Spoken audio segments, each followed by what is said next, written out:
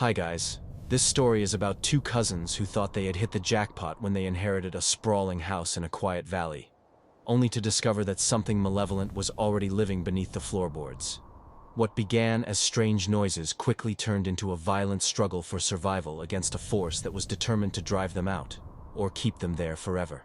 Make sure to hit that subscribe button and join the channel so you never miss a terrifying story like this one.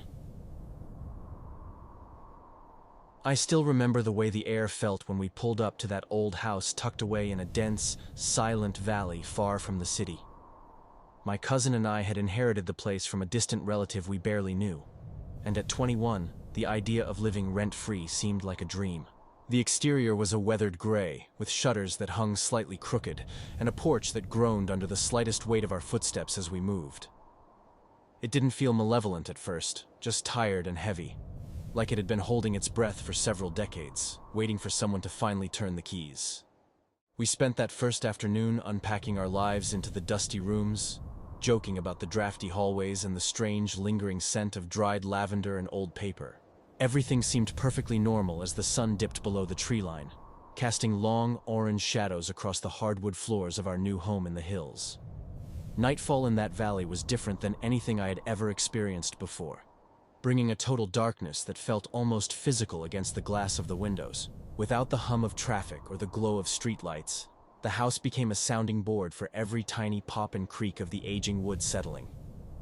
My cousin took the room at the end of the hall, while I claimed the master bedroom, which overlooked a neglected garden overgrown with thick, thorny briars. For the first few nights, I slept soundly, convinced that the occasional thud in the attic was just a squirrel or a bird finding shelter from the cold. There was a strange comfort in the isolation, a sense that we were finally away from the noise of the world, tucked into our own private fortress.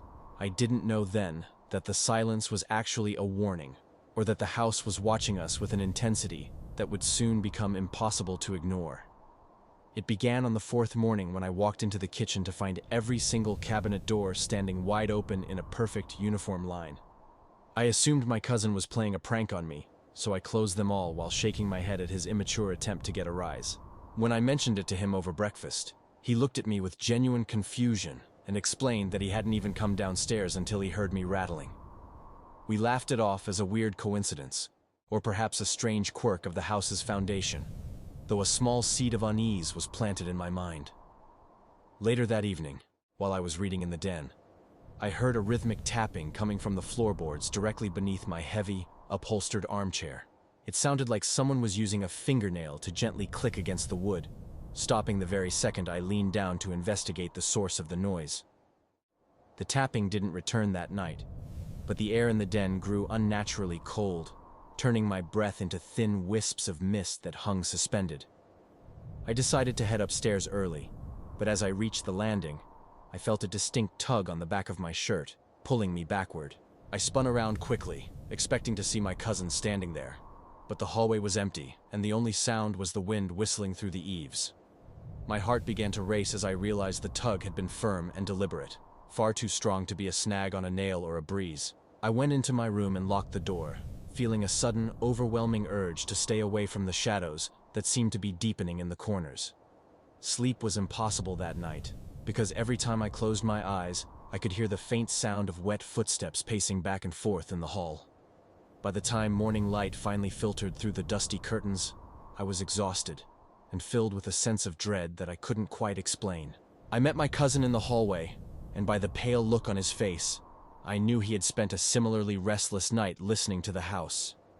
He told me that he had heard someone whispering his name from inside the closet, a voice that sounded like dry leaves skittering across a stone floor. We tried to rationalize it again, blaming the old pipes and the psychological effect of living in such a secluded, quiet environment after the city life. We agreed to spend the day exploring the property to clear our heads, hoping the fresh air would wash away the lingering shadows of the previous night. As we stepped out onto the porch, I noticed a set of muddy handprints on the outside of the front door, positioned much too high for any person. The muddy prints were just the beginning of a day that felt increasingly heavy, as if the very atmosphere of the valley was pressing down on our shoulders. We spent the afternoon clearing brush from the perimeter of the property, trying to reclaim some sense of ownership over the wild, tangled earth that surrounded us. My cousin pointed out that the woods seemed unnaturally quiet, without the usual chatter of birds or the rustle of small animals in the undergrowth. We found a small, rusted iron gate at the edge of the woods that led to a narrow, overgrown path winding deeper into the trees. It felt as though the house was a silent observer, watching our every move from its high, dark windows as we worked in the sun. Every time I turned my back to the structure, I felt a prickle of cold sweat on my neck, a sensation of being stared at by something unseen. By the time we returned inside, the interior felt different, smelling strongly of wet earth and something metallic, like old coins or rusted iron. We decided to head down to the basement to check the water heater, since the showers had been turning ice cold without any warning since that morning. The door to the lower level was heavy oak, and it groaned on its hinges with a sound that mimicked a human moan as it swung open. As we descended the narrow wooden stairs, the air became thick and humid, clinging to our skin like a damp, invisible shroud that smelled of decay.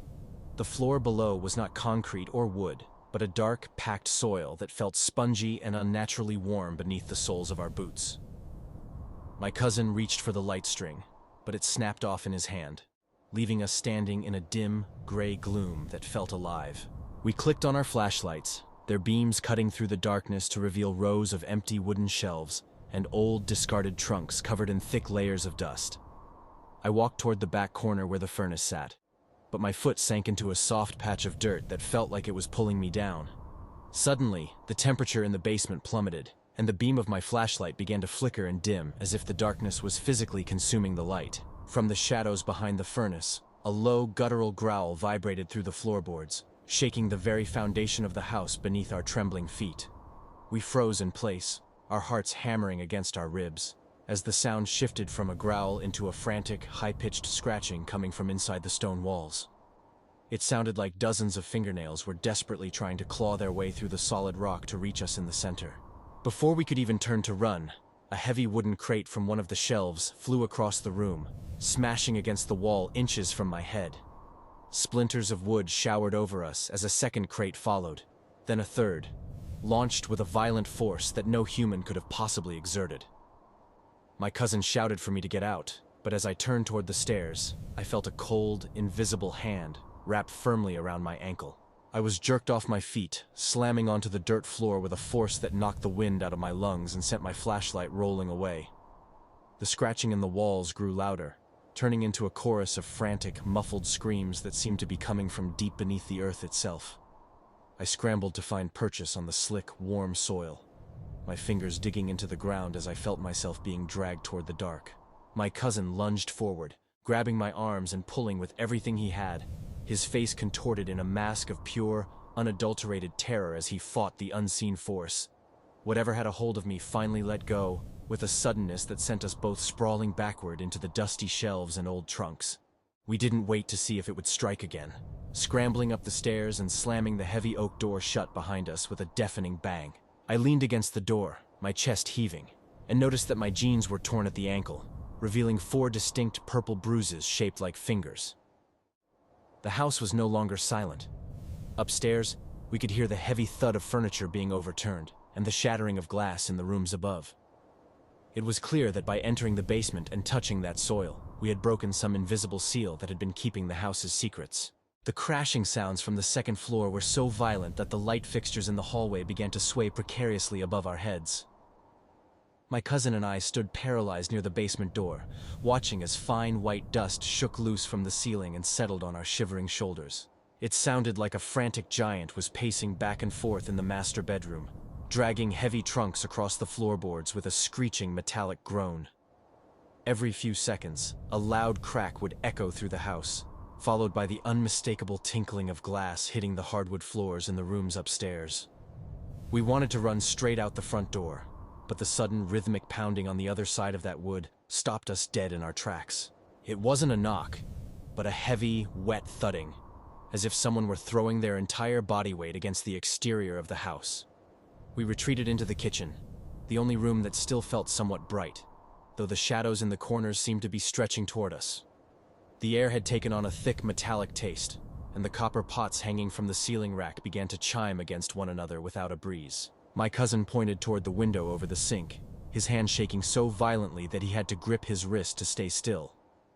Through the glass, the backyard was a blur of gray mist, but pressed firmly against the pane was the pale, distorted shape of a human palm.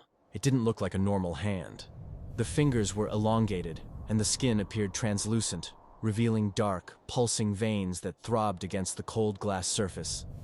As we watched, a second hand joined it, then a third, until the entire window was obscured by a frantic, silent sea of grasping white fingers. I grabbed a heavy iron skillet from the counter, my knuckles white, feeling an overwhelming sense of violation as the house seemed to turn against our very presence. The scratching started then, not just on the windows, but coming from inside the walls, a frantic burrowing sound that moved from the floor to the ceiling. It sounded like 1,000 insects were carving tunnels through the insulation, their tiny legs clicking and scraping against the dry, aging wood of the structural beams. My cousin started backing away from the cabinets, tripping over a chair that hadn't been there a second ago, his eyes wide with a growing, frantic panic. I reached out to steady him, but my hand passed through a pocket of air so frigid it felt like plunging my arm into a bucket of dry ice. A low, vibrating hum began to rise from the floorboards, a sound so deep it made my teeth ache and my vision go momentarily blurry. Suddenly, the heavy kitchen table, which must have weighed at least 200 pounds, lifted off the floor and tilted sharply toward the basement door. We scrambled out of its path just as it slammed back down, the force of the impact cracking the ceramic tiles and sending a web of fractures outward. From the hallway, we heard a slow, wet, dragging sound, as if something heavy and saturated with water was being pulled up the stairs from the basement. The door we had just locked began to rattle violently, the brass knob turning back and forth with a frantic mechanical speed that defied any human hand. I felt a sharp, stinging sensation on my forearm, and looked down to see 3 long red welts rising on my skin as if I'd been lashed. It felt like the house was trying to physically expel us, using every ounce of its twisted energy to make us understand we were intruders. We realized then that the basement wasn't just a room, but the heart of whatever malignant force was currently tearing the upstairs of the house into splinters. My cousin suggested we try to find the old prayer book he'd seen in the library, thinking perhaps the words of the previous owners might offer some protection. We bolted for the den, our socks sliding on the polished wood as the hallway mirrors began to spiderweb and shatter one by one in our wake. Shards of silvered glass flew through the air like shrapnel, slicing through the quiet air and embedding themselves into the wallpaper with soft, sickening thuds. Every step felt like we were walking through waist-deep water, the very atmosphere thickening to prevent us from reaching the safety of the small, leather-bound book. Just as my fingers brushed the spine of the volume, the library door slammed shut, locking us inside a room that suddenly had no windows. The library was shrouded in a darkness so absolute that my flashlight beam seemed to die just a few inches from the lens. I fumbled for the leather-bound book, my fingers shaking as they closed around the cold, cracked hide of the ancient cover. Behind us, the heavy oak door thrummed with the force of something throwing itself against the wood from the hallway side. My cousin was breathing in sharp, jagged gasps, his hands pressed against his ears as a low, mournful wailing began to seep through the floorboards. It sounded like 100 voices layered over each other, all weeping in a language that felt older than the stones of the foundation. I clutched the book to my chest, feeling a strange, pulsing heat radiating from the pages, as if the paper itself were alive. We huddled together in the center of the room, the only place that didn't feel like the shadows were trying to wrap around our ankles. The wailing outside the door suddenly cut off, replaced by a silence so heavy it made my ears ring with a painful pressure. Then, the scratching started again, but this time it wasn't on the walls. It was coming from directly beneath the rug under our feet. I looked down just in time to see the heavy fabric of the Persian rug ripple and tear, as if something sharp were cutting through. A pale, slender finger poked through the silk threads, followed by another, and then a third, clawing frantically at the wood beneath the carpet. We scrambled toward the far corner of the room, tripping over a fallen stack of encyclopedias that hadn't been there moments before. The floorboards in the center of the library began to groan and splinter, snapping upward as if pushed by a tremendous force from the crawl space below. I opened the book to a random page, hoping to find some kind of solace or a prayer that might quiet the house's rage. Instead of words, the pages were filled with hand-drawn maps of the valley, all centered on a black dot where our house stood. As I flipped through, the ink began to move, swiveling and flowing across the parchment like tiny black insects forming a single word. The word was a command to return what had been taken, written in a jagged script that seemed to burn into my retinas. My cousin grabbed my shoulder, pointing toward the gap in the floor where a face was slowly rising from the darkness. It wasn't a human face, but a mask of gray, wet clay with hollow pits where the eyes and mouth should have been. The entity pulled itself halfway out of the floor, its movements jerky and unnatural, like a puppet being moved by invisible snapping strings. I tried to scream, but my throat felt like it was filled with dry sand, leaving me capable of only a thin, rattling wheeze. The creature reached out a long, mud-caked arm, its fingers brushing the hem of my cousin's jeans with a sickening, squelching sound. The smell of the basement, that cloying scent of rot and ancient earth, filled the small library until it became difficult to draw a full breath. We backed away until our spines hit the cold stone of the fireplace, trapped between the rising thing and the locked door. Suddenly, the bookshelves lining the walls began to tilt inward, hundreds of heavy volumes cascading down in a chaotic landslide of paper and leather. We ducked our heads, shielding ourselves from the blunt impact of the books as they buried the floor and the reaching creature. The entity let out a shriek that shattered the remaining glass in the picture frames, a sound of pure, crystalline agony that echoed in my skull. For a brief second, the pressure in the room shifted, and the lock on the library door clicked open with a sharp, metallic snap. I didn't think. I just grabbed my cousin's hand and lunged over the piles of fallen books toward the narrow opening of the door. We spilled out into the hallway, but the house wasn't finished with us yet, as the walls began to bleed a dark, viscous fluid. The dark, thick liquid oozing from the wallpaper smelled like stagnant pond water and old, rusted metal as it pooled around our feet. My cousin and I didn't stop to investigate, slipping and sliding toward the front door, while the house itself seemed to groan in a deep, agonizing frequency. Every picture frame we passed didn't just fall. They exploded outward, spraying shards of glass and wood across the hallway like a gauntlet of jagged teeth. The front door, our only hope for escape, looked miles away as the hallway seemed to stretch and warp into an impossible, narrow tunnel. I felt a cold, sharp sting across my cheek as an invisible force lashed out, leaving a thin trail of blood that felt like fire. We finally reached the heavy oak entrance, but the handle wouldn't budge, feeling as though it had been welded shut by some unseen, supernatural heat. Behind us, the cellar door burst off its hinges with a thunderous crack that shook the very joists of the ceiling above our heads. A low, distorted voice began to chant from the darkness of the stairs, a sound that vibrated in my chest and made my stomach turn. I grabbed a heavy brass coat rack from the corner and swung it with everything I had against the glass pane of the door. The reinforced glass spiderwebbed but didn't break, so I swung again and again, screaming in a voice I didn't recognize as my own. On the third strike, the glass finally shattered and a freezing gust of night air rushed in, clashing violently with the stagnant heat of the house. We scrambled through the jagged opening, ignoring the slices on our palms and arms as we tumbled out onto the wet grass of the porch. We didn't look back until we reached the gravel driveway, our lungs burning from the cold air and the sheer adrenaline of the flight. From the safety of the driveway, I looked up at the master bedroom window and saw a pale, flickering light dancing behind the glass. A tall, shadow-like figure stood perfectly still in the frame, watching us with a stillness that was far more terrifying than the previous violence. The house didn't look like a home anymore. It looked like a tomb that had been accidentally unearthed, its secrets bared to the uncaring moon. My cousin fumbled with the car keys, his hands shaking so much he dropped them twice, before finally managed to unlock the driver's side door. We didn't even go back for our suitcases or our phones, leaving everything we owned to the mercy of that hollow, hungry place. As we drove down the winding valley road, the headlights cut through a mist that seemed to be chasing us from the tree line. I looked into the rearview mirror and could swear I saw the front door of the house standing wide open, a dark mouth waiting. My cousin didn't say a word for the first hour, his knuckles white as he gripped the steering wheel with a desperate, frantic intensity. The bruises on my ankle and the welts on my arm had already begun to turn a deep, sickly shade of midnight blue. I clutched the old leather book I'd accidentally carried out, only to find that every single page was now completely blank and white. It was as if the house had reclaimed its story the moment we crossed the threshold and stepped back into the world. 2 weeks later, we hired a specialized moving crew to retrieve the rest of our belongings, refusing to set foot on that property ever again. When the movers met us at a neutral location to drop off our crates, the lead driver looked pale and refused to meet my eyes.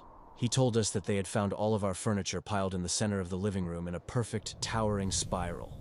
He also mentioned that while they were packing, they all felt a heavy, oppressive weight on their chests, like someone was standing on them.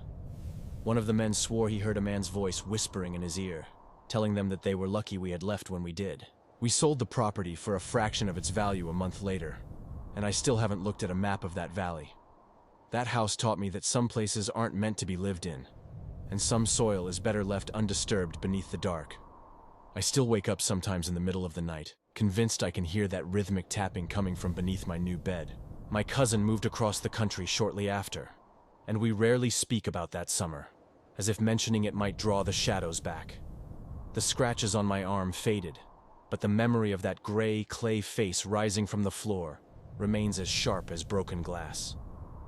I often wonder who or what is living in that valley now, and if they've ventured down into the basement yet. If you ever find a deal on a house that seems too good to be true, just remember that some silence is very expensive.